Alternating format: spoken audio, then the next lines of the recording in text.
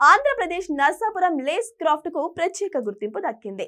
ప్రధాని నరేంద్ర మోడీ తన 129వ మన్ కీ బాత్ కార్యక్రమంలో ఆంధ్రప్రదేశ్ కు చెందిన నర్సాపురం లేస్ క్రాఫ్ట్ గురించి ప్రత్యేకంగా ప్రస్తావించారు. తరతరాలుగా మహిళలు ఈ అపురూపమైన కళను కాపాడుకుంటూ వస్తున్నారని, ఇది కేవలం ఒక హస్తకళ మాత్రమే కాదని, మహిళా సాధికారతకు, ఆర్థిక ప్రగతికి గొప్ప చిహ్నమని మోదీ కొనియాడారు. నర్సాపురం లేస్ కు జిఐ ట్యాగ్ లభించడం వల్ల దీని బ్రాండ్ విలువ మరింత పెరిగిందని మోదీ తన ప్రసంగంలో పేర్కొన్నారు. అంతేకాదు, ఈ విషయాన్ని ప్రత్యేకంగా ట్వీట్ చేశారు కూడా.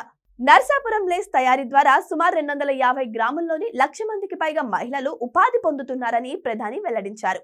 సుమారు 500 రకాల ఉత్పత్తులు ఈ అల్లికల ద్వారా తయారవుతున్నాయని, నాబార్డ్, ఆంధ్రప్రదేశ్ ప్రభుత్వం సంయుక్తంగా ఈ కళాకారులకు నైపుణ్య శిక్షణ ఇస్తూ అంతర్జాతీయ మార్కెట్లతో అనుసంధానం చేయడం గర్వకారణమని ఆయన ప్రశంసించారు.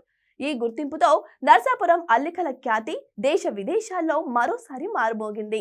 ప్రధాని మోడీ చేసిన ప్రశంసలపై రాష్ట్ర మంత్రి నారా లోకేష్ ట్విట్టర్ వేదికగా స్పందిస్తూ హర్షం వ్యక్తం చేశారు. నర్సాపురం లేస్ క్రాఫ్ట్ లోని శాశ్వత సౌందర్యాన్ని, ఆ కళ వెనుకున్న వేలాది మంది మహిళల శ్రమను గుర్తించినందుకు ప్రధానికి ధన్యవాదాలు తెలిపారు లోకేష్. అయితే లోకేష్ ఏమన్నారంటే, నర్సాపురం లేస్ అల్లికల కళ ఆంధ్రప్రదేశ్ గర్వించదగ్గ వారసత్వం. లక్షలాది మంది మహిళల జీవనోపాధికి ఆధారమైన ఈ సాంప్రదాయ కళకు దక్కిన గౌరవం ఇది అంటూ లోకేష్ ట్వీట్ చేశారు. కూటమి ప్రభుత్వం అధికారంలోకి వచ్చిన తర్వాత హస్తకళలకు, స్థానిక ఉత్పత్తులకు పెద్దపీట వేస్తున్నామని, ప్రధాని మాటలు కళాకారుల్లో కొత్త ఉత్సాహాన్ని నింపుతాయని లోకేష్ ఆశాభావం వ్యక్తం చేశారు.